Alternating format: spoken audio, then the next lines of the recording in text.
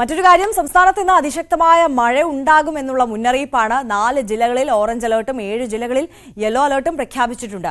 Monsoon പതിവിലും നേരത്തെ എത്തുമെന്നും മുന്നറിയിപ്പുണ്ട്. ആയിഷത്തുൽ ഷംന കൂടുതൽ വിവരങ്ങളുമായി ചേരുകയാണ്. ഷംന, അപ്പോൾ ഇന്ന് മുതൽ പുറത്തിറങ്ങുമ്പോൾ ഒരു കുട കൂടി കരുതിയിരിക്കണം അല്ലേ? അതേ ആര്യ, മഴ ശക്തമാവുകയാണ്. 24-ാം തീയതിയോടുകൂടി മൺസൂൺ എത്തുമെന്നാണ് മുന്നറിയിപ്പ്. അതിന് മുന്നോടിയായി തന്നെ കേരളത്തിൽ അതിശക്തമായ മഴയുണ്ടാകുമെന്നാണ് പ്രവചനം. നേരത്തെ മെയ് 27-നായിരിക്കും കാലവർഷം എത്തുക. ഇത് തന്നെ നേരത്തെയാണ്. കഴിഞ്ഞ 15 വർഷത്തെ അപേക്ഷിച്ച് കഴിഞ്ഞ 15 വർഷത്തിനിടയിൽ കാലവർഷം നേരത്തെ എത്തുന്നു എന്നതാണ് ഏറ്റവും പ്രത്യേകത.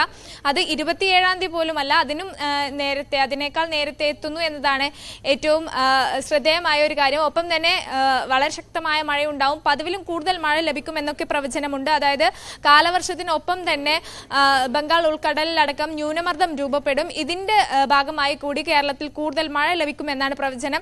എന്തായാലും ഇന്ന് സംസ്ഥാനത്ത് വ്യാപക മഴയാണ്. പ്രത്യേകിച്ച് വടക്കൻ ജില്ലകളിൽ അതിശക്തമായ മഴയാണ്. ഇന്ന് കോഴിക്കോട്, വയനാട്, കണ്ണൂർ, കാസർഗോഡ് ജില്ലകൾക്കൊക്കെ ഓറഞ്ച് അലേർട്ടാണ്. ഒപ്പം ആലപ്പുഴ, കോട്ടയം, എറണാകുളം, ഇടുക്കി, തൃശൂർ, പാലക്കാട്, മലപ്പുറം ജില്ലകൾക്ക് യെല്ലോ അലേർട്ട് കൂടി പ്രഖ്യാപിച്ചിട്ടുണ്ട്. നാളെയും വിവിധ ജില്ലകൾക്ക് മുന്നറിയിപ്പുണ്ട്. എന്തായാലും ശക്തമായ മഴയുണ്ടാവും. കഴിഞ്ഞ വർഷങ്ങളെ അപേക്ഷിച്ച് ഏറ്റവും ശ്രദ്ധേയമായ അല്ലെങ്കിൽ ഏറ്റവും പ്രധാനപ്പെട്ട കാര്യം,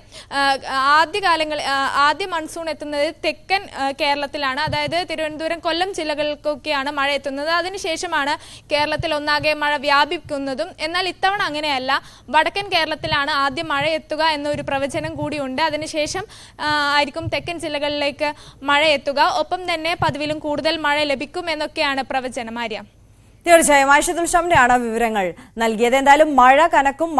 മൺസൂൺ അത് പ്രവചിച്ചതിലും നേരത്തെ ഇങ്ങ് എത്തുകയാണ്. ഏകദേശം 15 ദിവസം മുമ്പ് ഇങ്ങ് എത്തുകയാണ് എന്നുള്ളതാണ് സാഹചര്യം.